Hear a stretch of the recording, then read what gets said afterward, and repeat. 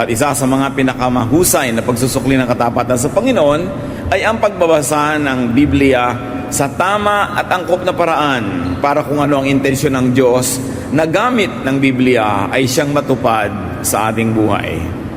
Napakarami mga issues tungkol sa tinatawag na authority of Scriptures. Yung sinasabing, yan ay makapangyarihan, yan ay dapat sundin, yan ay dapat na umiral. But the authority of Scriptures and the issues concerning that also causes order and chaos. Kasi magkakaiba ang pananaw ng mga tao sa pagbasa. Sa pagbabasa ng Biblia, nagkakaroon ng friendship and hatred among people who differentiate in reading it. Nagkakaroon tuloy ng love and hate, peace and war, na hindi naman yan ang intensyon ng Diyos na mangyari sa buhay ng mga mananampalataya. Bakit nagkakaroon ng ganon? Because Jesus-like spirituality could upset traditional applications of Old Testament teachings and Pharisee-like religiosity, like what happened during the Lord's time. And also, Jesus-like spirituality could upset even New Testament or post-New Testament doctrines of the church. Napakahaba ng kasaysayan ng pananampalataya. Napakaraming nadagdag na mga layers of beliefs, layers of interpretation, layers of tradition, na kung minsan nawawala na yung original na mensahe ng Diyos. Ang ating ngayong pag-aaral, pinamagitan natin, Applying Biblical Teachings Today. Paano nga ba marapat na ilapat sa buhay ngayong panahon na ito ang isang napakatanda ng mga dokumento para patuloy na yung kalooban ng Diyos na gamit nito sa buhay ng tao ang siyang maganap? Salamat, Ama, dahil maaari po kaming mag-aral.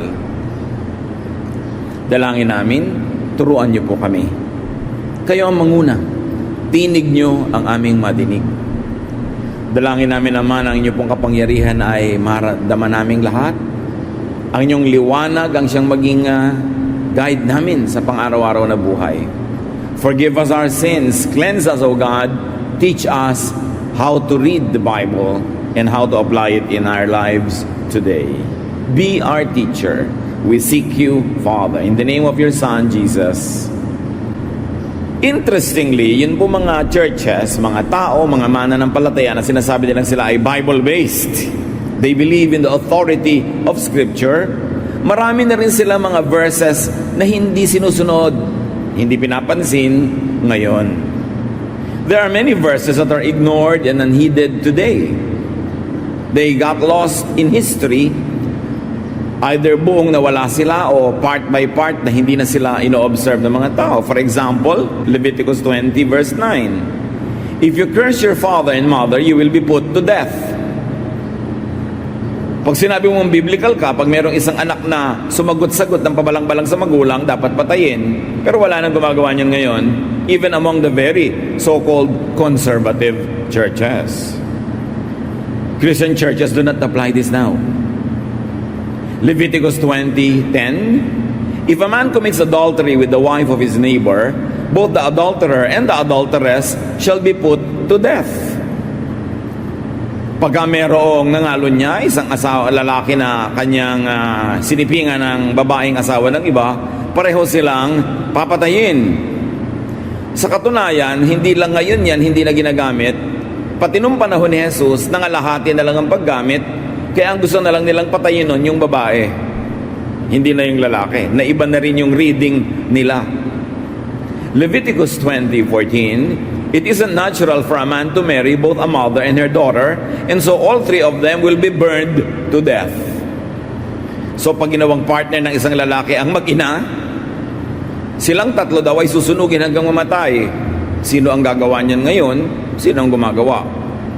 Bagamat nangyayari pa rin na may isang lalaking mag-ina, nagiging partner niya. Leviticus 20:15-16, if a man has sexual relations with an animal, he shall be put to death, and you shall kill the animal. If a woman approaches any animal and has sexual relations with it, you shall kill the woman and the animal. Nakakapagtaka naman bakit yung animal ay nadamay pa sa kagagawa ng tao. Pero wala na rin gumagawa niyan ngayon, bagamat meron pa rin gumagawa ng bestiality na yon, having this kind of interaction with animals. Pero hindi na papatayin yung tao, hindi na yan nangyayari. Leviticus 20:18, if you have sex with a woman during her monthly period, both you and the woman will be cut off from the people of Israel. So any man that has a sexual relationship with a woman during her menstruation, pareho silang tatanggalan ng citizenship, itatapon, itatakwil. So ibig sabihin, chinecheck pa ng mga pristong araw yon kung nagaganap nga, even between couples. Leviticus 20:27, a man or a woman who is a medium or a wizard shall be put to death. They shall be stoned to death. So sino pa ngayon ang babato hanggang mamatay kila madam ganito at madam ganon na nanguhula o sa mga espiritista? Hindi na rin yan ino-observe. Leviticus 21:9, if any of your priests has a daughter who disgraces you by serving as a temple prostitute, she must be burned to death. So sinong equivalent ngayon ng mga priests? Hindi yung mga pastors. So pastors' daughters who commit sexual immorality in this way should be burned to death. Sinong gumagawa niyan ngayon? Genesis 17:12-14, throughout your generations, every male among you shall be circumcised when he is 8 days old.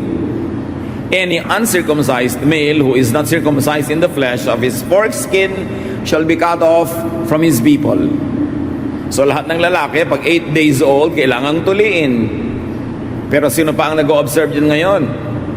Ang daming mga born-again Christians, mga Bible-based, evangelicals, Protestants, na hindi nag-o-observe niyan, lalo sa Western world.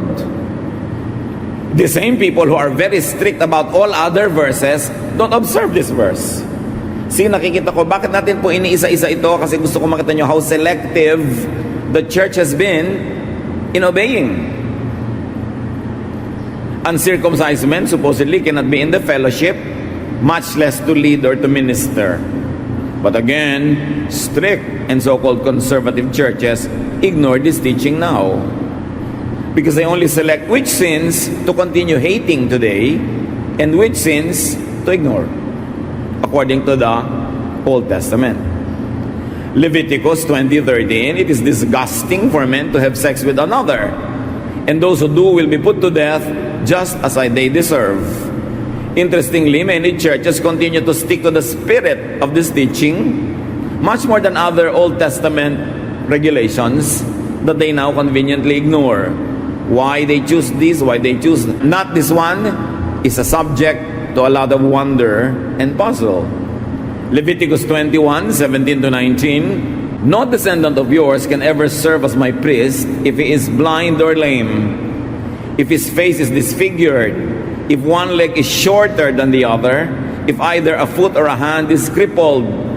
Can you imagine the teaching of the Old Testament? Nobody who has any physical disability can serve as priest. If you apply this now, there can be no pastors who are handicapped. No worship leaders, no song leaders, no prayer leaders could qualify if they are handicapped. So ano ba yung teaching? Anti-handicap ba yun? Leviticus 24:16, one who blasphemes the name of the Lord shall be put to death. The whole congregation shall stone the blasphemer. You don't see churches stoning somebody to death because that person blasphemed God. Not anymore. Leviticus 19:19, breed your livestock animals only with animals of the same kind, and don't plant two kinds of seed in the same field or wear clothes made of different kinds of material. So no intercropping. Yung ginagawa ngayon sa Cavite at Batangas, may nyog, may papaya, may pinya, may kape, sama-sama sa isang bukid, hindi pwede yun sa Old Testament. Yung ginagawa ng mga tao ngayon na nagsusuot ng cotton, terry wool, polyester, hindi pwede yun. Kasi hindi pwede sila magsuot ng tela na iba-ibang material ang pinagsama-sama sa isang hobby. Kaya kung minsan makikita mo, 50% cotton, 30% polyester, hindi pwede yun sa Old Testament. So, nakikita natin mga kapatid, ang daming mga bawal noon na parang hindi na bawal ngayon sa observation ng mga churches at sa pag-o-observe nila, Pero meron namang ibang churches, pinili nila yung iba panatilihing bawal at yung iba hindi. Ano ang standard? Usually, yung standard ng mga leaders nila. So kung sila ay hindi nagpapatuli, so hindi nila masyadong ini-implement yun. So kung sila ay very conservative about a certain sexual practice, patuloy nilang ikokot yung verse na yun as bawal. Pero yung mga iba na same verses in the same book, ini-ignore na lang nila. Paano yun? Bakit ganon? At bakit natin pinag-aaralan? Kasi dapat nating makita mga kapatid that all the laws that are oppressive, that are unkind, were already revised by Jesus into His law and one commandment of love. Kung nag-worry kayo bigla na ang dami nyo palang hindi nasusunod, ang damit nyo pala ganito, halo-halo yung polyester at saka yung cotton, don't feel bad. The Lord has set us free from the law. Ang nakakapagtaka lang, bakit merong mga theologians at mga churches na sinet free na tayo ng Panginoon sa lahat ng condemnation, ginastify na tayo, minahal, pinatawad, at iniligtas. May mga tao na patuloy pa rin pumipili ng mga mangilan-ngilang verses sa Old Testament at pinipilit pa rin igiit ngayon. Samantalang meron naman silang hindi sinusunod din. Selective lang. At yun ang dapat maunawa ng mga Kristiyano ngayon. Sometimes, sasabihin ng iba, bakit po sa amin ang daming bawal, sa inyo hindi masyado? Depende kasi kung paano binabasa ng inyong mga theologians yung scripture. Meron silang mga paboritong Old Testament na bawal. Bawal kainin ito, bawal maggano ng mahabang buhok, bawal ang ganitong maiksing buhok, bawal ang ganitong teaching. Pero hindi naman lahat ng pinagbabawal in the same book, sinusunod din nila. Selective.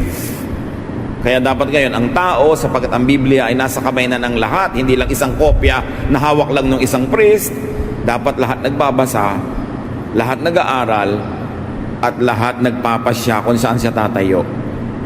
Kanya-kanyang pananagutan sa Diyos. Kaya mayroong mga teaching na lalo kang ikukulong nung hindi ka pa nag-church sa ganong kongregasyon, ang dami-dami mong laya sa buhay. Nung naging member ka, deregulate lahat ang ginagawa mo sa buhay, pinakailaman pati kung magbo-boyfriend ka or not, pati kung anong isusuot mo, etc. etc. Meron naman na hindi ganon, kawawa ka naman kung napalagay ka doon sa kongregasyon na hindi bagay sa iyong nature, sa iyong lifestyle na hindi naman binabawal ni Jesus. Napaka-importanting maunawa how to treat the Bible. Galit na galit ang mga Bible Christians sa idolatry. Ang hindi napapansin ng marami, ang mga Bible Christians merong bagong idol, may bagong poon-poonan at Diyos-Diyosan. At ano yon? Verses. And mostly verses na pinawalang bisa na ni Jesus. Or verses na inayos ni Jesus ang pagbabasa at interpretation in a way that is friendly, kind, loving, nurturing. Kung pwede lang i-prosesyon ang mga verses, ilawan, yukuan, ginagawa ng marami yun ngayon. Ginagamit na pang-away sa mga tao, ginagamit na sandata laban sa mga hindi katulad ng paniniwala, ginagamit na pang-justify sa sarili, pang-condemn sa iba. The new idol of Christians now are verses that are misused. Kaya may idolatry pa rin. Let's talk about applying verses today. So ang tanong, how do we read and apply the Bible? Unang-una, observe. Know the context. Know the background. Bakit sinabi ito? Bakit inutos yun? Ano ang mga immediate needs? Ano ang kanilang realities? Ano ang mga urgent needs nila nung panahon na yon? Know the historical setting. Halimbawa, nagtataka iba, bakit po utos dito sa ganitong verse sa Old Testament, kill everybody? Paano? Kita mo naman yung setting, gyera. Siyempre, iba naman ang rules of engagement pag gyera. Bakit po pati children? Kasi paglaki nun, maghihiganti. Hindi naman tatapos ang gyera. Pero kung hindi ba gyera, i-apply mo yon? Yun ang tanong. Ang masama, pag kumuha ka ng isang verse mula nung 3,000 years ago, i-apply mo sa buhay mo ngayon, magkaiba naman kayo ng kondisyon, hindi applicable. Kaya kailangan informed ang pagbabasa. Hindi basta God said it, I believe it, that settles it. you've got to think about it. You've got to look at the context, know the legal setting. Halimbawa, bakit ang daming prohibition sa babae sa sexual activity at hindi masyado sa lalaki? Bakit puro pagbabawal sa babae na sumama sa ibang lalaki, pero yung lalaki marami pang ang asawa? Bakit? Kasi nung Old Testament times, mga kapatid, ang babae ay hindi tao, ang babae ay property. Kaya wala siyang pangalan, hindi siya binabanggit sa history. 10 women came, walang pangalan yan. Because women were treated as property. So from the property of your father, you become the property of your husband. Na ipinapakita pa ngayon kami sa mga kasalan, ihahatid ni tatay si anak, tas aabutin naman ni asawang husband na papakasalan. From one man to another, lumilipat yung babae under authority. Old Testament doctrine. Na pinalaya ni Jesus sa mga babae sa ganyan. Kaya sabi ni Marta, yan po bang kapatid kong si Mary, hahayaan yung kasama ng mga lalaki, kaumpukan nyo dyan, bakit hindi siya ipupuntahin sa kusina where we women belong? At sabi naman ngayon bigla ni Jesus, well, she has chosen the better portion, it will not be taken away from her. Ibig sabihin, pinapalaya ni Lord yung mga babae sa ganyan.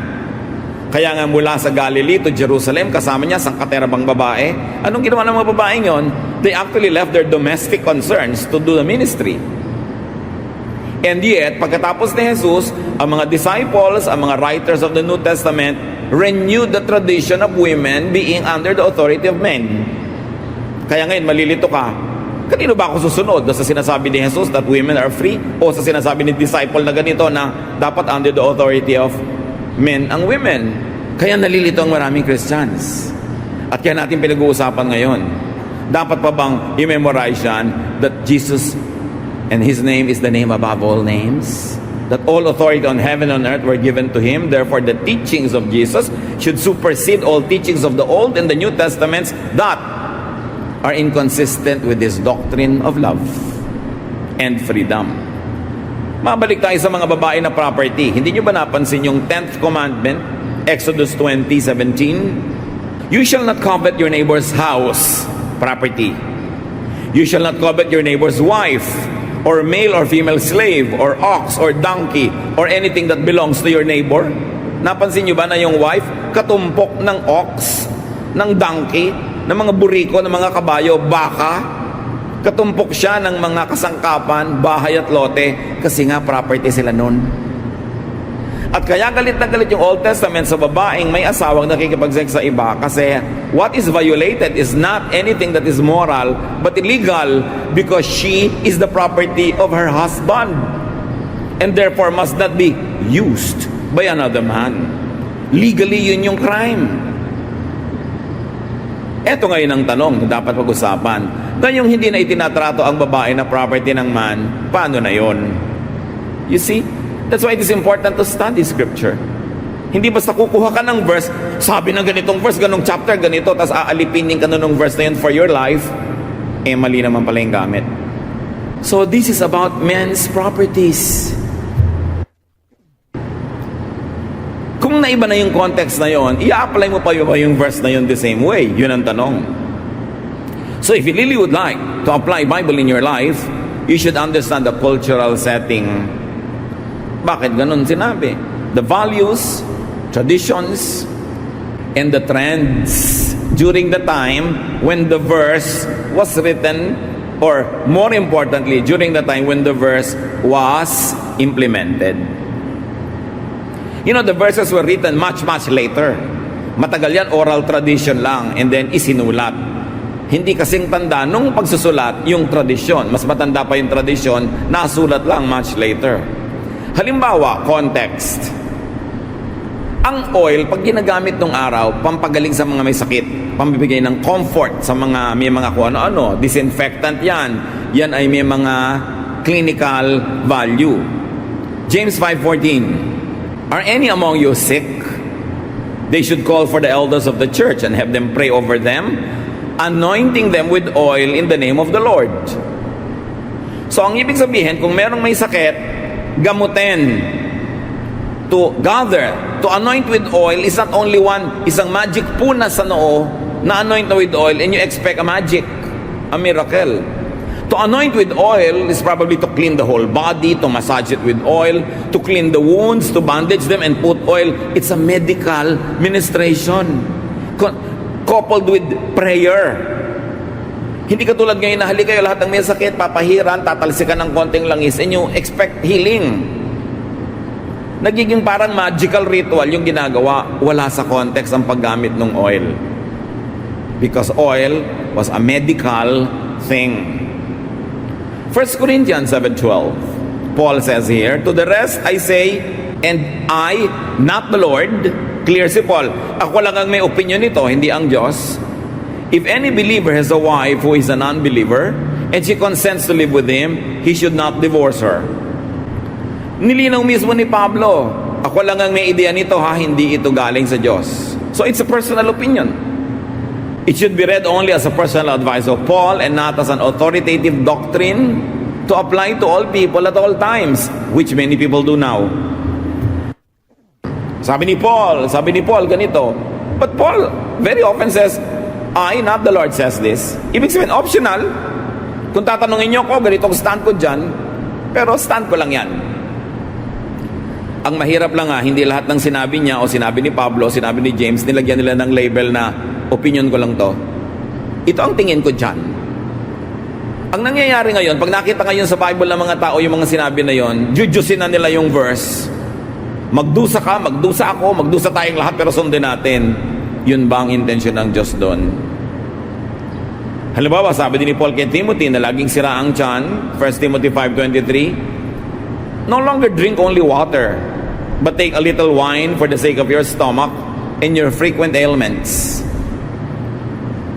Sa tingin ni Paul, sira ang tiyan nitong si Timothy dahil puro tubig lang ang iniinom niya na maaaring hindi malinis na tubig. And because wine, like oil, was valued for its medicinal efficacy, ano ngayon ang payo ni Paul? Uminom ka ng kaunting alak, huwag tubig lamang. Kung ang nanay mo may sakitan tiyan, mahahanap po tayo ng verse, tapos bubuksan mo yung Bible, tapos kung saan tumigil, ituturo mo. Tumigil sa 1 Timothy 5:23, ay, ang sabi po ng Diyos, uminom kayo ng alak. The Word of God. God said it. Tapos inom ka ng inom, hindi gumagaling, nagtataka ka, wrong use. Kaya yun sasabi ko, huwag niyong gawing poon yung verses. Huwag niyong siyang tatanggalin sa kanyang buong konteksto kasi malamang mamimisguide ka. You cannot and should not apply this verse to all cases of stomach sicknesses. Case to case. Hindi sasabihin mo, God, the Word of God said it. Tapos papatayin mo na lahat ang hindi sasangayon sa'yo. Interpret through context. Ano yung kabuuan? Ano yung mga nakapaligid na katotohanan? Ano yung pangangailangan ng panahon? All that were said, done, and taught in the Jewish scriptures had their unique context. May background, legal, religious, and traditional foundations. And admittedly, some of their beliefs were scientifically right and some were not scientifically right. So alam natin na, mga tao yun nagsulat. So pagka sinabi na nagsulat and the sun set, alam naman natin hindi nagseset yung sun, di ba? Pero sa tingin nila nagsiset. Pero alam na natin ngayon, the sun does not set, the earth rotates. Pero ang ibig sabihin nila is, it seemed like it is setting. You must never forget that the priests and the scribes were not all-knowing. Only God is omniscient. The priests and the scribes were usually informed only by the reach and scope of the knowledge of their time. Dapat i-consider yon when we are reading them. Dapat din nating tingnan kung yung mga reasons why they were doing things. Bakit ang mga Israelites sobrang ethnocentric? Kill everybody, kill the Jebusites, kill the Perizzites, kill the Jebusites. Anong reason? National interest. Most of their history, they were fighting for the piece of land that they are supposed to have. Kaya lang ang problema, may tao nung dumating sila. So they had to fight. getting it, and they have to keep fighting, keeping it. May mga reason yung mga ganon. Hindi mo pwedeng i-apply ngayon yung mga verses sa kill all your neighbors pag nasa Nueva Ecija ka. Hindi mo pwedeng gamitin yung kahit nasa Mindanao ka, kill all the others, iba yung religion. Hindi pwede. Kasi hindi naman context mo ngayon yung original context kung kailan ibinigay yung utos. You've got to also look at the desired effects of the verses when they were practiced or written. And mostly, in the Old Testament, it is national security. Foremost yan sa mga priests. Do not forget that the Israelites never had kings until Saul. Ang tagal nun, sino ang namumuno sa Israel? Mga priests. There was no separation of church and state. Therefore, all the regulations of religion also became the regulations of government. Kaya yung ipinagbabawal ng priest noon, pagka siniway mo, patayin siya because the priest also had judicial powers. Ngayon, may separation of church and state. Hindi na pwedeng pumatay ang simbahan ngayon, anumang simbahan, ng mga lumalabag sa kanyang kautusan because the church has no judicial powers over the citizens of any republic or a country. Kaya hindi na nag-e-effect yung mga ganon. And it is very dangerous when religious people have religious police. It is very dangerous when religion has its own army. Kasi mawawala ng tolerance, papatayin ang lahat ng hindi kapaniwala. Tulad ng ginagawa ng Old Testament na pinawalang bisa ni Jesus. Sabi niya, when your enemy forces you to walk 1 mile, walk 2 miles. When your enemy strikes you, offer the other cheek. Hindi na violent ang reaction ng mga people of God to opposing forces, but kindness na and love. But one of the desired effects of the policies of Israel na magkasama yung church and state is racial purity. Gusto nila lagi silang hiwalay sa mga neighbors. Genetic engineering, hindi pwedeng makipag-asawa sa ibang lahi. Pero ngayon, kahit naman mga ubod ng higpit ng mga Bible-based Christians, nag-aasawa na rin ng ibang lahi. Hindi na rin nila ino-observe yun. Kasi yung genetic engineering was the obsession of the ancient Israelites. Racial purity. At isa pa sa mga ginagawa nun, siyempre, ng temple is social control. Ang Israel ay nabuhay sa very insecure neighborhood. Kalaban lahat ang katabi. Hindi sila magsusurvive pag hindi sobrang disiplina. Kailangan ng social control. And it was the number one obsession of the priests as well. That's why they regulated everything. Nung araw, hindi ka pwedeng umupo sa inupuan ng isang babaeng nagme-menstruate. Sabi niya, anybody who sits where a menstruating woman sits is unclean for 1 whole day. Pag in-observe nyo yun ngayon, hindi kayo pwedeng umupo sa bus, sa taxi, sa mga reception halls ng mga building, saan man, kasi baka kanina may umupo dong babaeng nireregla, di unclean ka.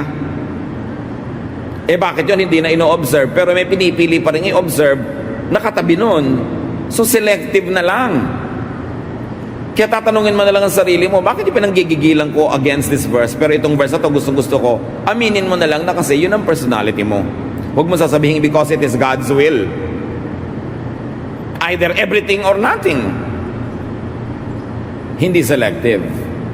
Outside of and without their original contexts, verses and teachings may not just be applied to all people at all times in all places. Kaya nagtataka yung iba, bakit po sa church namin hindi allowed magsalita ang mga babae? Bakit po sa church namin hindi allowed maging leader ang babae o hindi allowed mag-preach? Kasi may verse silang pinanghahawakan. Sino may sabi ng verse? Dapat mong itanong sa sarili mo. At pagkatapos dapat mong itanong, ano ang sabi ni Jesus tungkol sa ideya na yan, tungkol sa ideya ng mga babae? Bakit ang dami niyang symbolic acts affirming women? So study your context. Know that what cannot and should not be imposed on you in your time and place. merong hindi na angkop talaga. Na iba na ang panahon. Kaya kung sasabihin, this is the unchanging Word of God. Because even during the history of Israel and in the history of the Bible, the applications of some Old Testament teachings were not even observed during the time of Jesus. Kasi ang mga tao nag-a-adjust. Ngayon, pag ginawa mong poon yung verse na ang tagal nang ginawa, kasi hindi na angkop sa'yo ngayon, ano mangyayari? Ma-oppress ka. Kaya kailangan ng masusing pag-aaral. Siyempre, hindi ka naman agad-agad bigla na lang magde-declare ng freedom from any and all verses. Kailangan merong scholarly base ang iyong desisyon. But very importantly, examine the soundness of reading, the interpretation, and the application. Self-serving ba? Selfish ba? Cruel ba? Unkind ba? Anti-Jesus ba? Dapat mo itanong yun. Hosea 4:6, my people are destroyed for lack of knowledge. Kawawa yung mga tao na sasali sa isang relihiyon, tas ikakadena, itatali, ikukulong ng takot na verses na mali ang basa o hindi na appropriate sa konteksto. Imbes lumaya na kulong, imbes sumaya na repress, na suppress, imbes ma-develop, umatras. Kawawa. Hindi ganun ang kalooban ng Panginoon. So John 21:23 is an example of a mistake. So the rumor spread in the community that this disciple would not die. Yet, Jesus did not say to him that he would not die. Sino ang nag-akala na sinabi ni Jesus yan? Yung mga disciples niya. Pero hindi naman niya sinabi. Sila yon, magkakasama pa, tabi-tabi pa. Kakamali ng reading kay Jesus. Ngayon pa, 2,000 years away yung document, pwedeng lumihis. Kaya yung mga sinasabing, God said, Scriptures say, dapat yan pag-ingatan. Kumisan magbabasa sa Psalm, sabi ni David, kill all my enemies, O God, destroy all of them, blah, blah, blah. Binabasa niya ng presider. Tapos pagsara niya ng libro, sabi niya, these are the words of the Lord. Question, Lord ba si David? Dapat mong piliin sa Bible yung words of the Lord. Hindi lahat ng nasa Bible ay words of God. Kasi sa Bible nga may words of Satan, di ba? Sabi ni Satan kay Eve, you will not die. E pagka kinot mo yun, pagsara mo, these are the words of God. Hindi wrong na. May word dyan na mali. May maling sinabi si Sarah. May maling sinabi si Peter. May maling sinabi si ganon. So hindi mo dapat itrato bawat salita doon as word of God. Sa New Testament nga, yung mga ibang versions ng Bible, read pa yung word ni Jesus para huwag mo mapagkamalan yung hindi niya word na kanya. So, hindi ko man nandyan word of God. Okay? It contains very powerful words of God, but you must be selective because there are many people that had voices in the pages of the Bible. They spoke correctly or incorrectly. Kailangan maingat ang pagbabasa. 2 Peter 3:16, Paul wrote to you according to the wisdom given him. There are some things in them hard to understand, which the ignorant and unstable twist to their own destruction as they do the other scriptures. Anong sabi ni Pedro? Alam nyo, sumulat sa inyo si Paul ayon sa karunungang ibinigay sa kanya ng Diyos. Kaya lang, hindi naman ibinigay sa lahat yung ganong karunungan. Yun ang parenthetic expression. So sabi niya, sa mga sinabi ni Paul, merong ubod ng hirap maintindihan. Na ang mga mangmang naman at mga unstable, binabaluktot, nililiko-liko, ang bunga tuloy, sila mismo ang nasasaktan. At hindi lang kay Paul nila ginagawa yan, ginagawa din nila sa ibang scriptures. Binabaluktot ang basa, nililiko-liko, pinagkakasya nila sa mga maliliit nilang utak, yung napakalaking ideya, they oversimplify a complex idea, nagiging yes or no, right or wrong na lang, yung mga areas na minsan ay gray. So dapat ang tao talaga mapanuri, lalo at kung ipapamuhay mo yung binabasa mo. Interpret through the lens and filter of Jesus. And the lens and filter of Jesus is nothing but love. Ang tanong na maganda ng marami, ano po ang gagawin ko sa mga teachings sa Old Testament bago si Jesus isinilang? At mga nasulat sa New Testament matapos siya ay bumalik sa langit. Anong gagawin ko? Sinabi na nga natin, salain at i-interpret ayon sa salaan, pananaw ni Jesus, which is love. Matthew 22:36-39, Teacher, which commandment in the law is the greatest? Magandang tanong kasi ang daming commandments eh. So sabi, which is the greatest? Kung konti lang ang masusunod ko at kakayanin, alin po ang uunahin ko? He said to them, love the Lord your God with all your heart and with all your soul and with all your mind. This is the greatest and first commandment. And the second is like it. You shall love your neighbor as yourself. In one stroke, anong ginawa ni Jesus? Sabi niya, sige, ang dami kasing commandments no? I understand, marami. Heto ang salaan ko. Love. Diyan nyo padaanin ang lahat ng alam nyo. Pag hindi lumampas, pag hindi loving, pag hindi kind, kalimutan nyo na. Kasi ang greatest commandment, the reason why all the commandments were given is love. Kung sa pagsunod, sa pag-implement, sa pagigit mo ng commandments, magiging unloving ka, un-Jesus na yon. Hindi ito napapansin ng napakaraming Kristiyano na nagbigay si Jesus ng pamantayan kung ano ang pinakamahalaga at sa kanya love yon. Hindi legalism, hindi judgmentalism, hindi separatism, hindi self-righteousness, not even doctrine. Sabi niya, love. Paano ka at gaano kalalaya, kapatid, pag ito ay naunawa mo? At paano mo hahayaang lumaya ang iba pag naunawa mo ito? So you ask, may hawak kang verse, utos, ang tanong mo agad, is it not loving? Pag not loving, edi wag na lang. Sayang naman yung pagbibigay ni Lord ng utos. Sayang yung pagbibigay niya ng definition, what is the greatest. Sayang yung kamatayan niya para yon ay bigyan ng kapangyarihan, tapos babalik ka lang naman pala sa mga unloving ways. Bakit pa sinilang si Jesus? Bakit pa siya namatay? At bakit ka tatawaging Kristiyano kung hindi naman si Kristo ang gagawin mong standard? At iba. 1 John 4:7-8, Beloved, let us love one another, because love is from God. Everyone who loves is born of God and knows God. Whoever does not love does not know God, for God is love. Hindi sinabing whoever is not baptized by immersion or by sprinkling or by pouring is not of God. Hindi yon. Hindi sinabing whoever does not read this version, this official version of the Bible is not of God. Hindi yon.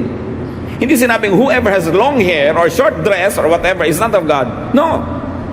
Hindi sinabing, sino man ang kumakain ng ganito, dinugo ang may puto o wala, is not of God. Hindi yon. Ang sabi, whoever does not love is not of God. But if you love, you are of God, no matter what your religious color is. Kailan natin to mauunawa at ipapamuhay? 1 Corinthians 13:1-2. Paul, the greatest teacher of the New Testament, if I speak in the tongues of mortals and of angels, but do not have love, I am a noisy gong or a clanging cymbal. And if I have prophetic powers and understand all mysteries and all knowledge, and if I have all faith as to remove all mountains, but do not have love, I am nothing. Sabi ni Paul, kahit gaano kaganda turo ko, kahusay na aking rhetoric, ang dami-dami kong sign gifts, pag hindi ako loving, huwag niyo akong pansinin. I am nothing. Philippians 2:9-11. Then God gave Christ the highest place and honored His name above all others. So at the name of Jesus, everyone will bow down. Those in heaven, on earth, and under the earth. And to the glory of God the Father, everyone will openly agree, Jesus Christ is Lord. Who is Lord, church? Ang hina naman, siya, walang iba. Ano ang commandment niya? Love. Huwag niyo kakalimutan yan.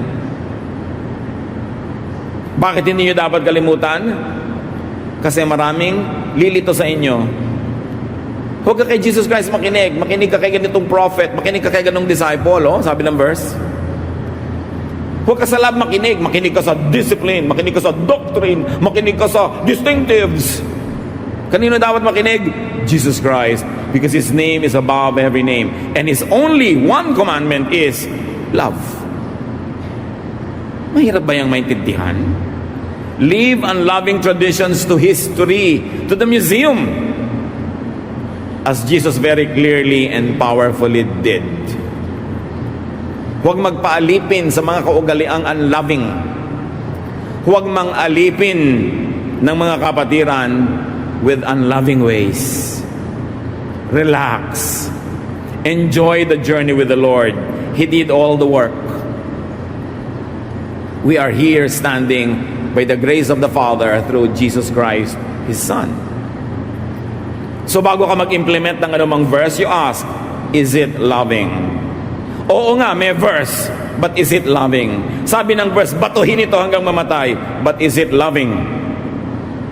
Nakita niyo yung babaeng nahuli sa akto ng pangangalo niya? Gusto ng mga tao batuhin hanggang mamatay? Ipinabato ba ni Jesus? No! Dahil ang pinapairal lang niya is the law of love. Charge that sin to me. I pay for it. It is paid for. Nobody should stone this woman to death. Love above the law. So bago kayo mag-meeting para litisin ng isang tao na sa tingin nyo makasalanan, you say, is it loving to do that? Is it loving to embarrass people? Is it loving to stone even sinners? Kaya ang sabi ni Lord, sige, ang walang kasalanan, maunang bumato. Wala namang naglakas loob kasi lahat naman makasalanan. So kung lahat may kasalanan, bakit ang lakas ng loob mong usigin yung kasalanan ng iba? Pwedeng iba lang ang hugis, korte ng kasalanan niya sa kasalanan mo, pero meron ka rin. Sa kahuhugot ng kapal para mangusig ng iba. Yun ang mensahe ni Jesus. Meron kang gustong gawin sa kapwa mo Kristiyano nagkakamali, but would you want it for people you love? Pulpituhin natin si ganitong sister kasi makasalanan. Kung naging anak mo yon, gusto ba mangyari sa kanya yon? Would you want it for yourself? Leviticus 19:18, love your neighbor as yourself. So ang tanong, bakit ito po Leviticus? Bakit pwede pa natin gamitin ngayon? Kasi sang-ayon siya kay Jesus. Pasado siya sa salaan ni Jesus kasi loving. If the verse teaches love, ask further, is it beneficial? Loving nga, pero nung araw, pero ngayon ba beneficial pa yan? Is it liberating? Nakakakulong ba o nakakalaya? Nakakapahinga ba o nakakasakal? Galatians 5:1, it is for freedom that Christ has set us free. Stand firm then, and do not let yourselves be burdened again by a yoke of slavery. Namatay si Jesus para tayo palayain. Sabi, manindigan kayo kung ganon, at huwag niyong payagan na muli kayong maging alipin. Alipin ng ano? Ng religious dogma that makes your life hard, that condemns you, that makes you look and feel guilty all the time. So pinalaya na kayo ni Jesus, huwag na kayong pumayag na kinalagay na kayo ni Jesus, patatali na naman kayo sa mga Pharisees. Patatali na naman kayo sa mga judgmental people. Ilalagay niyo na naman yung sarili niyo sa judgment seat to be judged by others. Huwag na kayong pumayag, sabing ganon. Huwag niyong sayangin ang sakripisyo ni Jesus para kayo palayain. Hindi palayain na gumawa ng mali, palayain sa mga nanguusig. Palayain sa mga judgmental people. Palayain sa walang katapusang guilt. Because Christ paid for our sins na committed, being committed, and will be committed. Because Jesus is Lord yesterday, today, and tomorrow. Kung mababasa nyo lang, lahat ng tanong halos sa mga tao sa akin sa Facebook, kawawa ang mga tao kasi oppressed na oppressed na oppressed. Pwede po ba akong kumain ito? Pwede ko bang sabihin ito? Pwede ba akong ganito? Pwede ba akong ganon? Puro bawal kasi ang nakasaksak sa utak. Bakit pa namatay si Jesus kung mabubuhay ka na naman sa sangkaterbang bawal? Hindi naman ibig sabihin na wala nang bawal. Pero suriin mo na kung ano yung bawal kay Jesus, yon. Kung ano yung bawal sa iba na hindi naman bawal kay Jesus, malaya ka na doon. That's why Jesus is Lord. John 8:32, then you will know the truth, and the truth will set you, church, free. Hindi licentious, ha? Hindi may lisensya kang gawin lahat ng mali. Free ka na gumawa ng tama, at free ka from a life of guilt and accusation because Christ paid for your sins. Sasabihin ng iba, di po yung iba abuso. I don't think so. Sa laki na lang ng pagmamahal mo kay Jesus at pagtanaw ng utang na loob, magpapakatino ka. Pero hindi ka nagpapakatino dahil sa sasabihin ni Manang ganon o ni Manong ganon. Hindi ka nagpapakatino sa tingin ng iba para huwag ka lang mausig dahil takot ka mabisto. No. Ginagawa mo yung best mo dahil yun ay kaliligaya ni Jesus. Pero alam mo na lahat ng hindi mo maabot dahil may pagkukulang ka, kung minsan ay mahina ka, lahat yon inabot ni Jesus, binayaran, pinatawad, inilibing sa lalim ng dagat at minamahal ka hanggang ngayon. Huwag mong kakalimutan yon. Don't live in guilt. Guilt is hell. People who live in guilt live in hell, and that hell is in their hearts. And Jesus sets us free from hell, not only from the fires of hell in the future, but from the hell-like heart of people who are forever being made guilty by the religious establishment. Hindi dapat pampagilty ang ginagawa natin sa tao. Pinapalaya natin dapat sila sa guilt. Kasi yun ang regalo ni Jesus. Hindi pag nakakita ka ng isang Kristiyanong biglang naninigarilyo, do hindi natin gusto yun. Sasabihin mo agad, ganyan ba? Ganyan ba Kristiyano? Pagilty ka agad. Trabaho ni Satan yan. Alam niyo ba, Satan is the accuser? To accuse anyone is the work of the devil, not of Jesus. Pag may nagkamali, ganyan ba Kristiyano? Ganoon agad. Bakit akala mo pag Kristiyano, perfect? Perfect ang legal status because Jesus paid for our sins. But in actual life, hindi ka naman talaga perfect. At huwag nating nilangin ang mga sarili natin. Nobody is perfect. Yung nagpe-perfect andyan, hypocrite lang yon. Walang ganon. The Bible says, no one is righteous, not even one.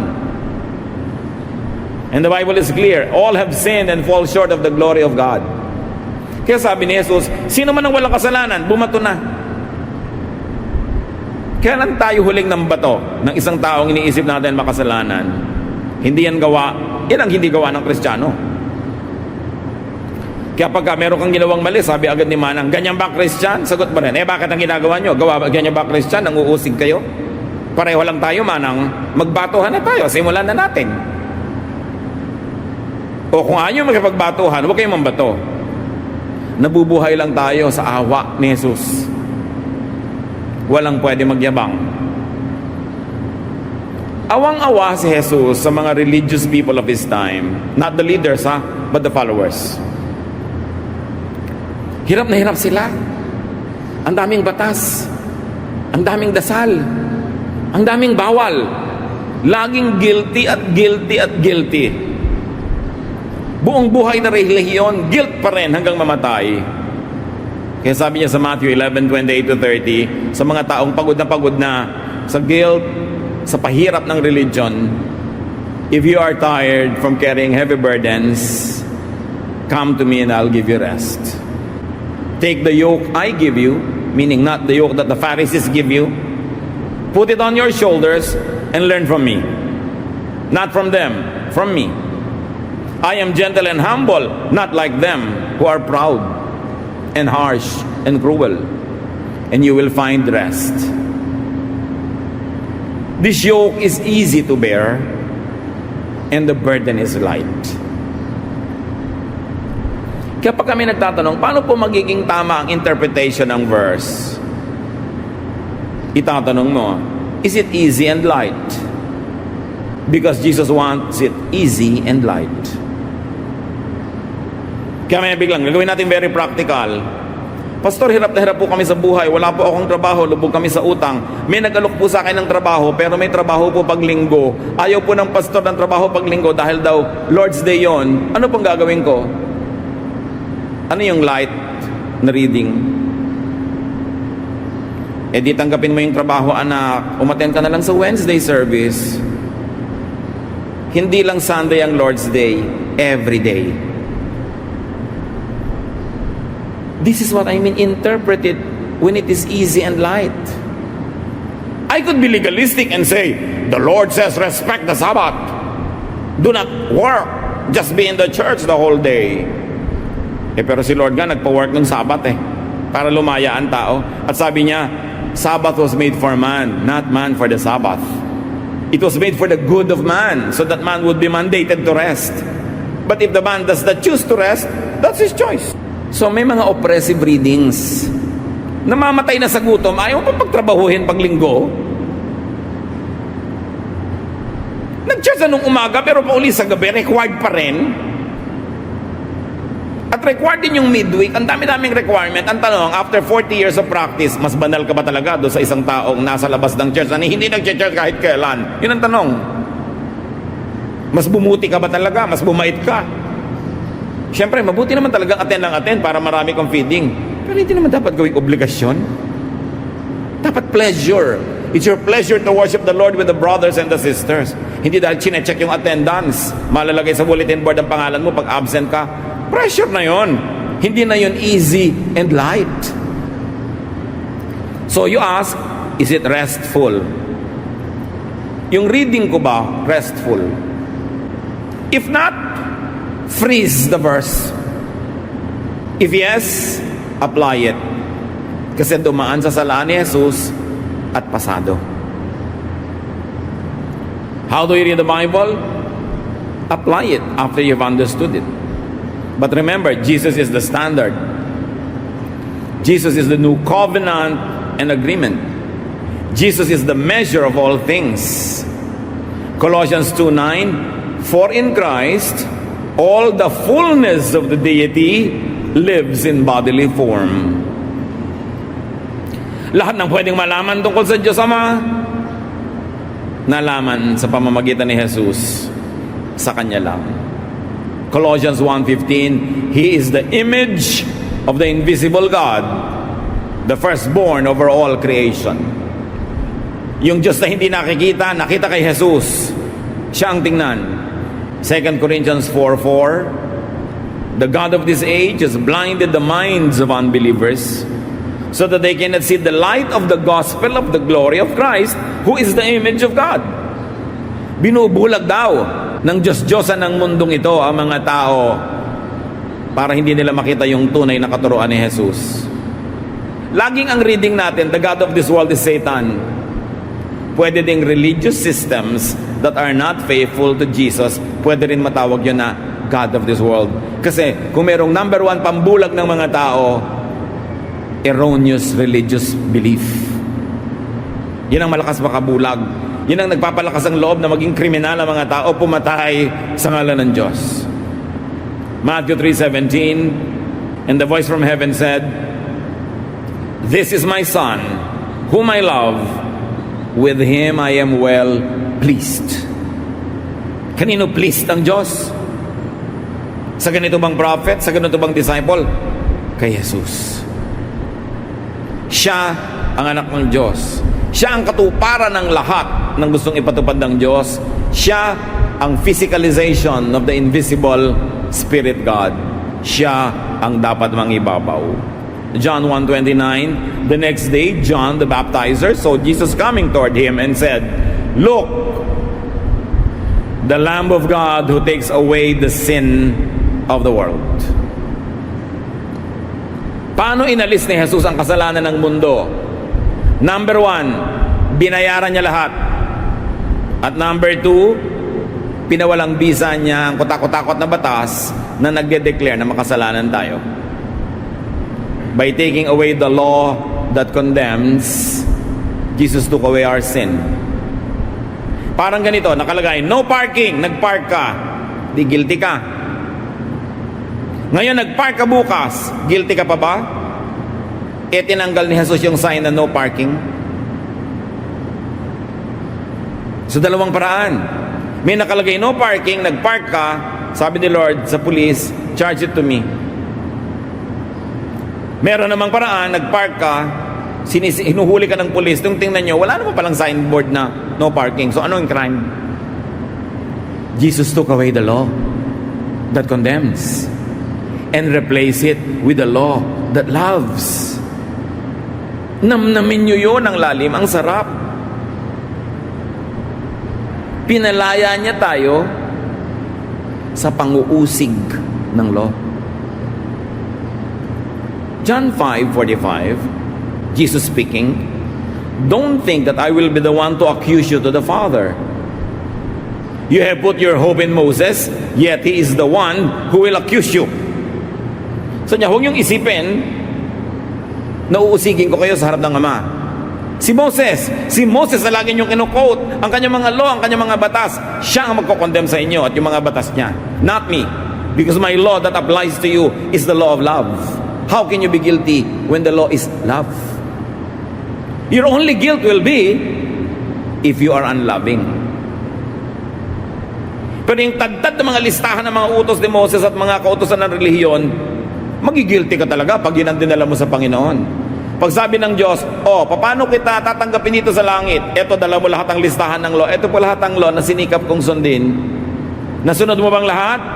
Marami pang nasunod pero hindi lahat. Pues, everything or nothing, you are condemned.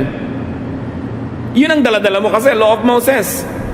Ang pangangatwiran mo sa Diyos, ang iyong kabaitan, ang iyong kabutihan, ang iyong righteousness, ang iyong doktrina na kulang-kulang din naman. Kung lalapit ka sa Diyos, sabihin ni Lord, anong ticket mo para ka pumasok dito sa langit? Kaya dala-dala mo yung ticket ni Lord. Ito po, love.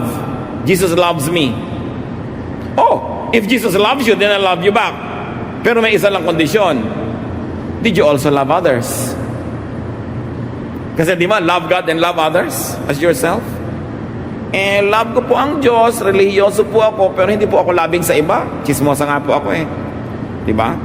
Judgmental nga po ako, nang uusig ako lagi ako naghahanap ng mali ng iba.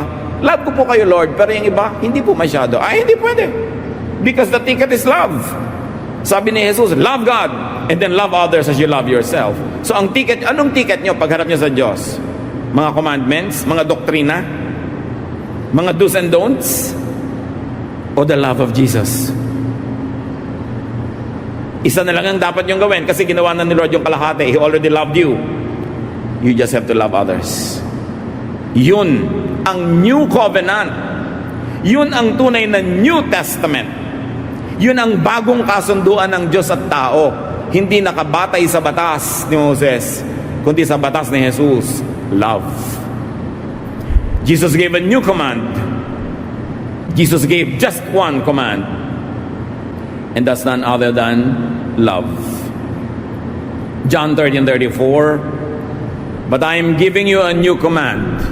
You must love each other just as I have loved you. Yun na lang ang tandaan yung command. Actually, pag loving ka, nasunod mo na rin lahat yung iba Kaya sabi ni John the Baptist tungkol kay Jesus, John 3:30, He must become greater, I must become less. Jesus must increase, I must decrease. Yun ang sinabi ni John at dapat sabihin ni Moses, dapat sabihin ni Peter, dapat sabihin ni Paul, dapat sabihin ng mga pastor, dapat sabihin ng lahat. Jesus must increase, I must decrease. Siya ang Son of God, siya ang Savior and Lord, siya ang dapat mangibabaw. Jesus is above Old Testament prophets and New Testament teachers like John and everyone else. Don't ever be confused about that. Pero sasabihin ng iba, paano po yung sabi ng 2 Timothy 3:16? All scripture is God-breathed and useful for teaching, rebuking, correcting, and training in righteousness. Scripture, all scripture, Pag sinabing all scripture, ang tinutukoy, Old Testament. Not the New. Because nung sinulat itong letter na to, wala pang New Testament na nakokolekta nun. So pagka sila Jesus, yung mga disciples, sinabing scripture, they refer to the Old Testament. At ito nga yung idea nila. It is useful. Pero ano nang gagawin natin ngayon sa lahat ng useful scripture? Useful yon. All scripture after passing the Jesus test. After passing the Jesus standard and filter, it is profitable to apply to one's life. So when you say all scripture, meron ka na ngayong salaan, papadaanin mo sa love commandment of Jesus. At yung lalampas pa lang doon, ang dapat mong panindigan at ipamuhay. So make it a standard for morality. Follow and implement if scripture passes through the test of the Son of God. Siya ang tunay na Son of God. Huwag siyang takpan ng mga idols kahit yung idols ay verses. 1 Corinthians 1:23, but we preach Christ, a stumbling block to Jews and foolishness to Gentiles. Sabi niya, itinuturo namin si Jesus, walang iba. At katisuran niya ng mga Hudyo, meaning Old Testament doctrines. At kahangalan sa mga Gentiles na hindi nakakaunawa. So how to read and apply the Bible? When there are breaches and lapses in obedience to verses, reapply the Jesus principles. Sundin natin lahat ang mga papasa sa doctrine, commandment ni Jesus. Pero kung magkulang, magkamali, madapa, kapusin, balikan yung love ni Jesus at i-apply yun. Matthew 18:21-22. Then Peter came to Jesus and asked, Lord, how many times shall I forgive my brother when he sinned against me? Up to 7 times? Jesus answered, I tell you, not 7 times, but 77 times. 7 being symbolic of perfection. Dinoble ni Lord 77. Ibig sabihin, patawarin mo ng patawarin, ng patawarin, ng patawarin. At ganoon ang pagpapatawad ni Jesus. Kaya pwede tayong mag-rest, mag-relax, because the burden is easy. The yoke is light. Gawing blessing ang pagkakakilala sa Diyos through Jesus. Huwag gawing pahirap sa buhay. May mga hirap. Pag naghihirap ka para magmahal, para umibig, para umunawa, para tumulong, mahirap yon. Pero huwag yung hirap ng loob. Huwag yung guilt. Because the blood of Jesus washes us from all sins. Ano man yung guilt nyo sa buhay, bitawan nyo na yan in the name of the Lord. Have a brand new start. And even after you have begun your brand new start and you fall again and you run short of the glory of God, cover yourself with the love of Jesus that forgives 77 times.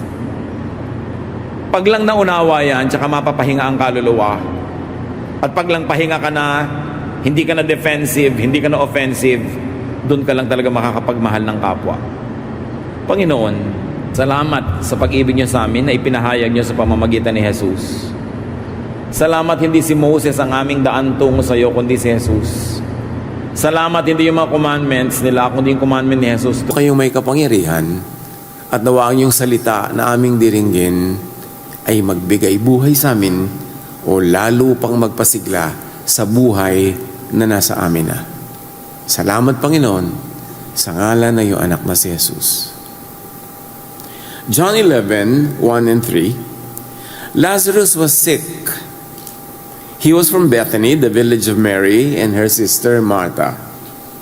So the sisters sent word to Jesus, Lord, the one you love is sick. Nagpadala sila ng mensahero para ipasabi kay Jesus. Nag-aagaw buhay halos na ang isang taong malapit sa kanyang puso. Close sila magkakapatid kay Jesus, obviously. Sa simula ng kwento, we see ordinary human nearness. Taong may sakit, may kapatid na nag-aalaga, nag-aalala, pamilyang minamahal ni Jesus. This is a very short but loaded message to Jesus. Lord, the one you love is sick. No explanation, no demand. They simply appealed to relationship. Yung mahal mo ay naglulubha. Jesus, someone you love is dying. And don't we all experience moments in our lives when we nearly say the same prayer? It's a cry grounded in love, and it says it all. John 11:4-6. When he heard this, Jesus said, "This sickness will not end in death. No, it is for God's glory, so that God's Son may be glorified through it." Now, Jesus loved Martha and her sister and Lazarus. So, when he heard that Lazarus was sick, he stayed where he was 2 more days. Kaya nang marinig ni Jesus na may sakit si Lazarus, nanatili pa siya roon ng 2 araw. Mahal sila, oo. So Jesus delayed? Tanong ito ng halos lahat ng nag-iisip pag nababasa ito. Ipinakadiin-diin na mahal si Lazarus, mahal yung mga kapatid. Kaya, nagpatagal pa ng 2 araw o ilang araw pa. Because sa atin, love usually means now. Mahal pala, di ngayon na, now na. Dito, love means delay. And here is tension. Jesus delayed. And let me tell you a spoiler, which you probably all know anyway, Lazarus died. Nagpatagal pa si Jesus at namatay naman yung pasyente. Here we see a Jesus who does not enter this story as one who prevents death. Jesus allows death to happen. He enters as the one who meets death after death has already happened. Masyadong maraming nababaligtad dito sa takbo ng mga pangyayaring ito. Kumisan lang sa dalas na nating narinig at sa dami na ng paulit-ulit na interpretation nating narinig ay hindi na tayo sensitive sa mga kabalintunaan, sa mga ironies that are in this very narrative. Here we see that Jesus will not define life as merely escaping death, as we usually define life to be. Jesus will define life in the presence of death, after death, at the door of the tomb, after human hope has already run out. Doon niya ipapakita ang life. Sa kamatayan, matapos mamatay, sa pintuan ng libingan, kung kailan naubos na lahat ng pag-asa dahil patay na. Now, before Jesus says, "I am the resurrection and the life," the story first gives us this sequence: sickness, love, delay, death. This helps define resurrection and life.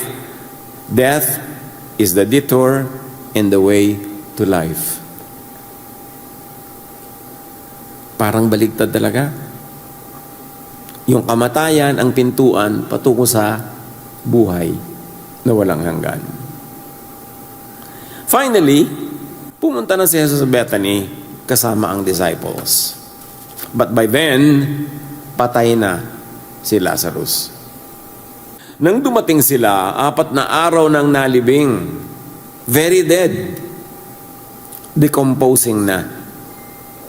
Dahil nagpatagal pa siya ng 2 araw, pagkatapos ay naglakad pa sila, kaya inabot na ng 4 na araw total. Pagdating nila, nakalibing na. In fact, 4 days nang namatay.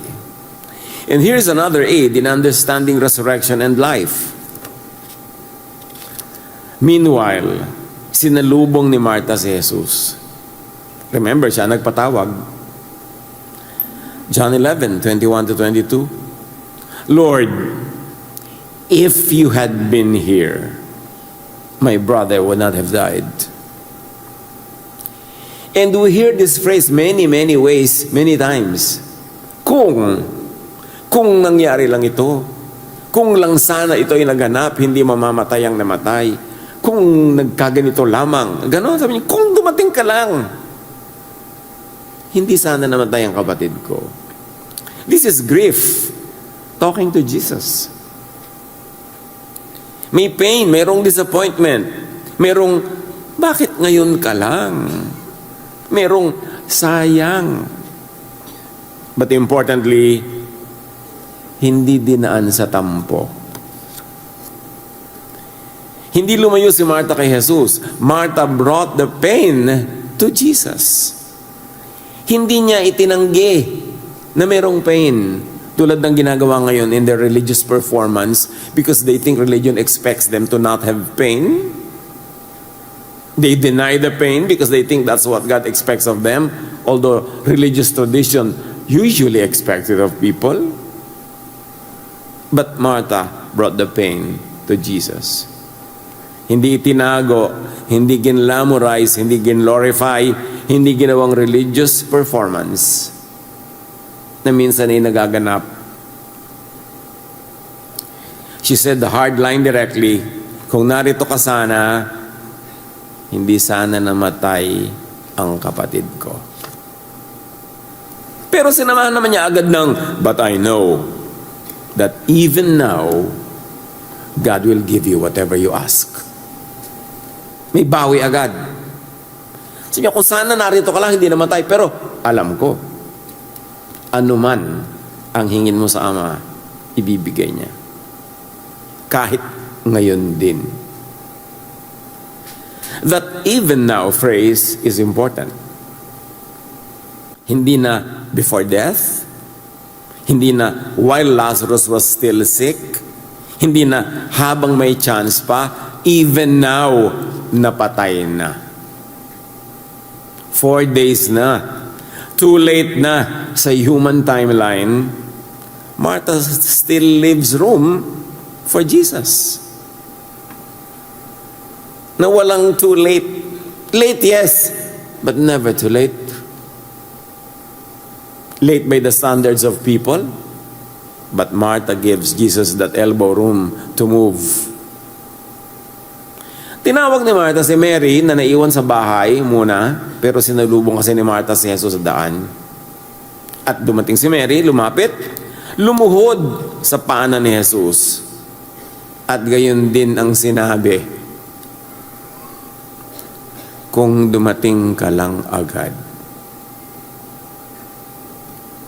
John 11:23-25, Jesus said to her, your brother will rise again. Martha answered, I know he will rise again in the resurrection at the last day. Jesus said to her, I am the resurrection and the life. The one who believes in me will live even though they die. Tama ang sagot ni Martha. I know he will rise again in the resurrection at the last day. May doctrine si Martha. At yun ang doctrine na pinanghahawakan nilang mga mananampalataya noong oras na yun, noong panahon na yun. Naniniwala sila sa resurrection someday. Pero inilapit ni Jesus yung resurrection. I am the resurrection, not I will be. Hindi someday, ngayon, kahapon, bukas, because I am. At ito ang pangpito sa pag-aaral natin ng 7 I ams ni Jesus. Sana nakumpleto nyo. 7 yan eh. Ito yung crowning glory of the I ams. From future event to present person, that is the resurrection according to Jesus. According to the Jewish belief, resurrection at the last day, far away. But Jesus says, no, I am the resurrection and the life. Dito lumalim ang meaning. According to Jesus, resurrection is not merely a doctrine, a date, or an end time event. Resurrection is not only something God will do later. Kaya panahon para mag-calibrate tayo ng paniniwala at pagkakaunawa natin, ano ba yung resurrection? Dahil si Martha, meron siyang belief. Sabi ni Jesus, not future, I am the resurrection. Resurrection is standing now before Martha, Jesus Himself. Si Jesus ang resurrection, hindi date, hindi calendar time, hindi future event, hindi religious ritual. Si Jesus mismo ang muling pagkabuhay at ang buhay na walang hanggan. So, paano mo ilalagay yung buong ideya na yun sa isang tao na si Jesus? Yun ang sinabi ni Jesus. Kaharap mo ngayon ng resurrection. So, ang tanong ay mas malalim. Hindi lang naniniwala ka ba na may resurrection someday? Kundi, do you believe that Jesus Himself is the resurrection and the life now? Yan ang malaking lundag mula sa isang luma at matandang pagkakaintindi sa pagpaintindi ni Jesus right then and there. Na, eto, ngayon. Jesus moves resurrection from event to person to Himself. From future to present. Ongoing present, present perfect tense. Jesus moves resurrection from the last day to now. How will that affect your view of death? How will that affect your feelings for the dear departed? How will that affect your many concerns and worries about death that will yet happen? So ano ang effect nito kay Martha at Mary sa lahat ng namatayan at naulila? Tulad natin, na siguradong meron naman tayo ng minamahal na nauna na sa atin. Hope is not only far away, it is not one day. Hope has a face, a voice. Hope comes near, abot kamay. Hope, life, and resurrection is Jesus now. How would you take that? How would you have to rearrange your mental structures, your beliefs, behavior, your fears, and emotions, centering Jesus as eternal life?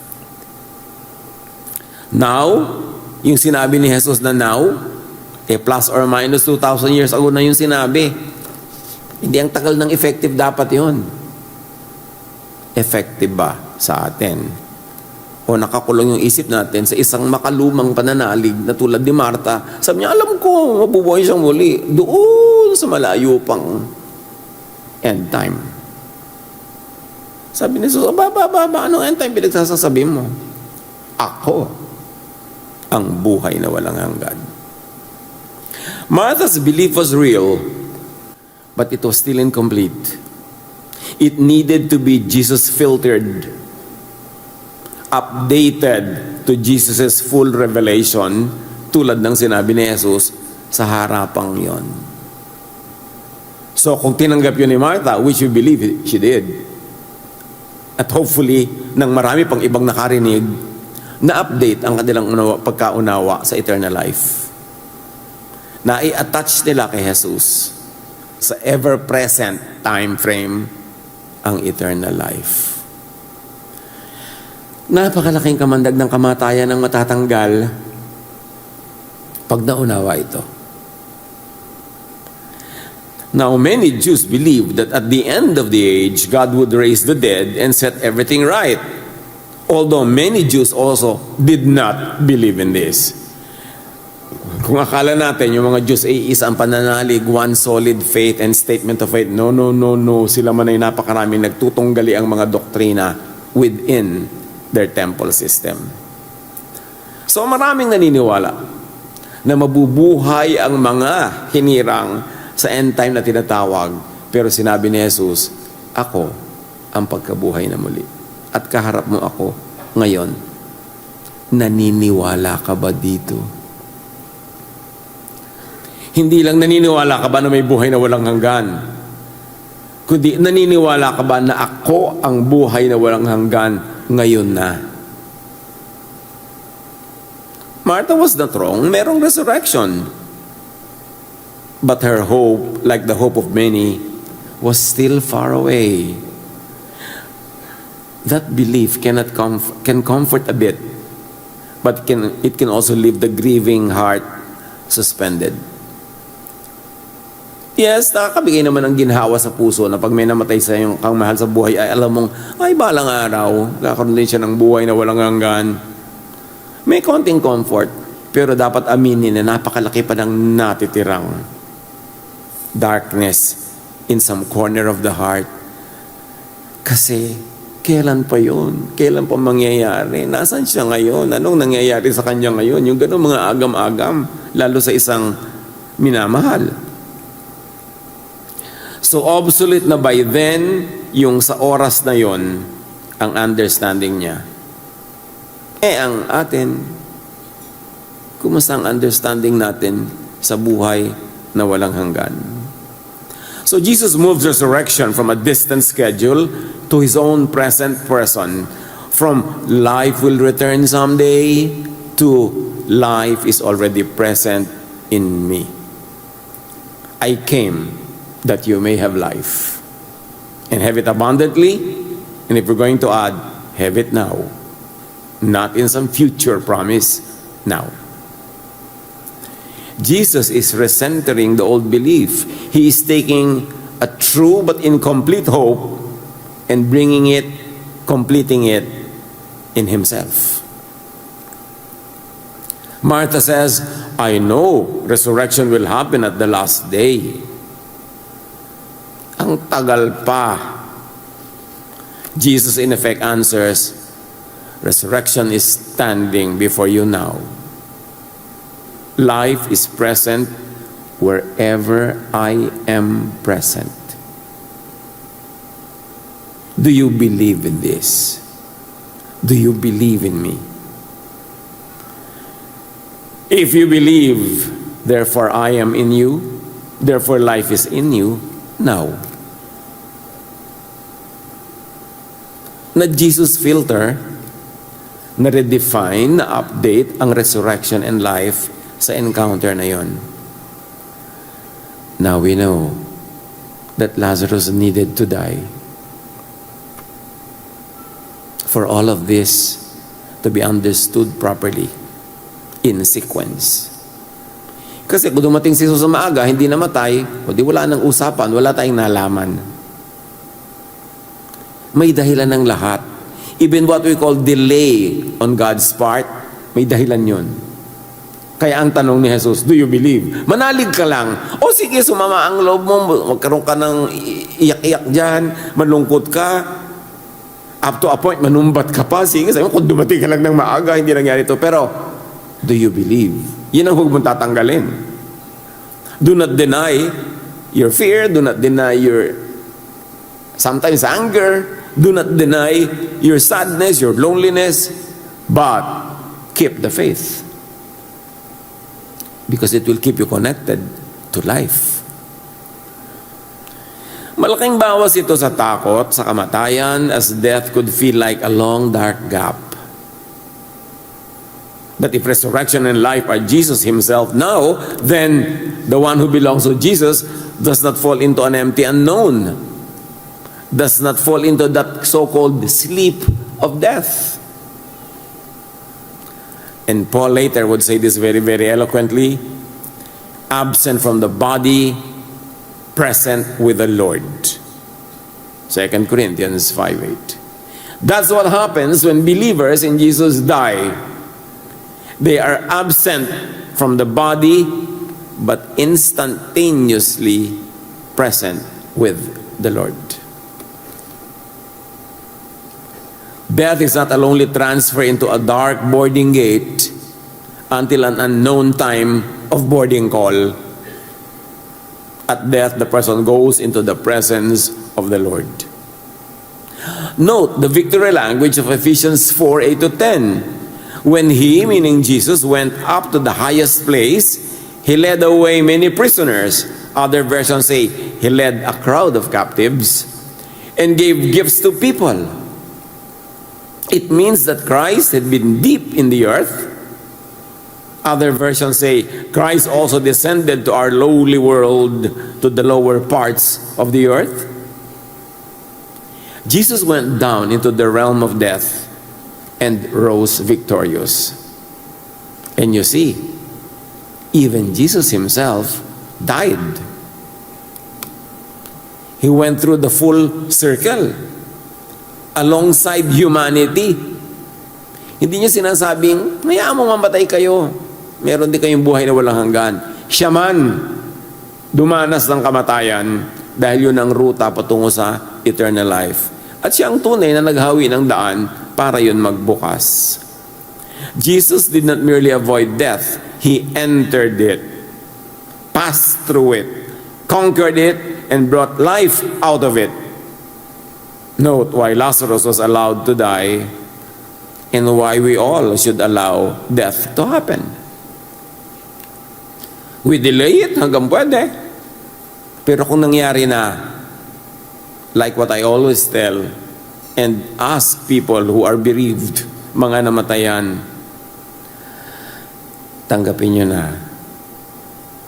Kasama yan sa divine plan.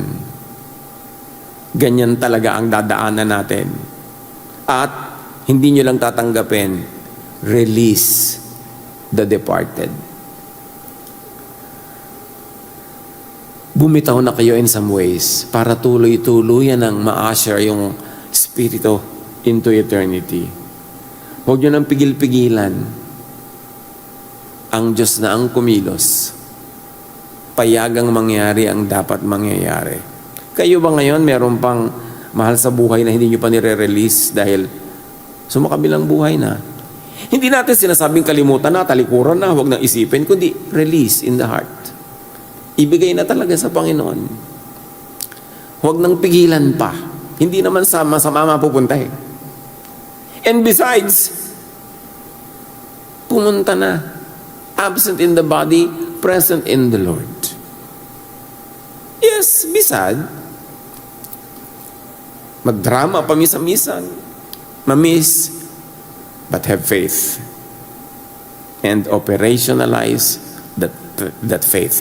Put it to work. Death is no longer an untouched prison. Jesus had entered it. He has passed through it. Jesus has opened the way beyond it. Kaya dapat nating isipin, ano pa ba naman talaga ang isasama ko ng loob? Nakahiram tayo lahat ng buhay, magkakaibang haba lang in terms of minutes and hours, pero may eternal life sa Panginoong Jesus. That is why Paul can later say, "Where, O death, is your victory? Where, O death, is your sting?" Nasaan ang iyong kamandag? Nasaan ang iyong tagumpay? Kung matapos malagot ang hilinga, ay lilipat naman sa kabilang buhay into the presence of the Most High God. Where is your victory? 1 Corinthians 15:55. Siyempre, death still hurts. Hindi naman pwedeng masanitize ng ganitong mga katuruan yung nararamdaman ng human heart. Of course, that still hurts. In fact, Jesus himself wept at the tomb. So we do not pretend death is painless. But death has lost its final terror. Pag nauunawa natin ang dapat maunawa sa turo ni Jesus. Its sting is no longer absolute. Its victory is no longer final. And the one who belongs to Jesus is not abandoned in death, but held by the Lord of life. John 11:25-26, Jesus said to her, "I am the resurrection and the life. The one who believes in me will live even though they die. And whoever lives by believing in me will never die. Do you believe this? A most important teaching to embrace, to accept, to subscribe to live by. The one who believes in me will live even though they die physically. Whoever lives by believing in me will never die spiritually. Dito lumilinaw why Jesus allowed Lazarus to die. It is for God's glory, sabi niya, so that God's Son may be glorified through it. Mahirap maintindihan to habang hilam yung mata mo sa luha. Pero matapos na humupa ang damdamin, paanda rin ang utak, ang puso, maiintindihan. To explain death, to explain what happens at death, and what does not happen, napakahalagang maunawa yung kwentong ito. Like the man born blind, personifying humanity na binigyan ni Jesus ng paningin. Now Lazarus dies at siya'y bubuhayin muli ni Jesus. Lazarus also personifies all believers. Itong mga taong ito na ating namimit sa mga encounters with Jesus, hindi lang sila totoong tao, kundi sila man ay sagisag din ng buong sangkatauhan. There is a part of us in Lazarus. There is a Lazarus in each one of us. Dito lalong lumilinaw ang definition of life according to Jesus. Life is not merely breathing. Life is belonging to Jesus. So humihinga ka matindi, you belong to the same Savior and Lord. And resurrection is not merely a future event after death, as Jesus had clearly stated. Resurrection is the life-giving power of Jesus already meeting people before death, at death, and beyond death. So when Jesus says, do you believe this? He is asking, do you trust me as the life that death cannot defeat? Do you trust me as the life in you now? John 11:33-35. When Jesus saw her weeping, and the Jews who had come along with her also weeping, he was deeply moved in spirit and troubled. Where have you laid him? He asked. Come and see, Lord, they replied. Jesus wept. The shortest verse in Scripture. And it says it all. It's a very long testimony. Jesus wept. Before he calls Lazarus out, Jesus first enters the sorrow of those left behind. And this is the very concept of our pakikiramay. We enter the sorrow of the mga namatayan. Kaya ginagawa natin lahat ng magagawa natin para sila matulungan, maibsan ang kanilang hirap. Ito man ay hirap ng loob, hirap ng bulsa, hirap ng resources. Dahil gusto mong pumasok sa kanilang napasok na lungkot, nakikiramay ka. For the bereaved, Jesus is not only the one who explains resurrection. Jesus does not answer grief by skipping it. He enters grief. Napaka-personal. Hindi siya nagturo mula sa mga ulap. Bumaba siya sa eksena ng paghihirap, ng pagdurusa, ng mga iyakan, at siya may nakitangis sa mga naudila. Jesus enters your sorrows. You are never alone. That's why in this story, Lazarus is also us. Mary, Martha are also us. Kasi nakikiramay sa atin si Jesus sa lahat ng ating pinagdaraanan. Kailangan lang buksan mo yung puso para mo maramdaman. Dahil He enters our sorrows. Jesus does not stand outside human grief. In Jesus, God the Father also enters being human. Sa pagsasakatawang tao ng anak, ang Ama man ay pumapasok sa lahat ng mga kalagayan na pinagdaraanan ng mga tao. Ganon kalapit, ganon kapersonal. Dapat lang buksan ang puso para matanggap. Nabagbag si Jesus sa iyakan ng mga tao. Dinala siya ng madla sa bungad ng malakwebang libingan. At sa harapan noon, umiyak si Jesus. John 11:39, "Take away the stone," he said. "But Lord," said Martha, "by this time there is a bad odor, for he has been there 4 days." Death is now concrete. Meron ng takip na bato, may libingan, mayroon ng masangsang na amoy. Mayroon ng 4 days of finality. Yun ang sinasabi ni Martha na, may amoy na po. Pero mabigat ang command ni Jesus, take away the stone. Would you? Kaya ang tanong niya do you believe this? Do you believe in me? Hindi memory ang pinabubuksan ni Jesus.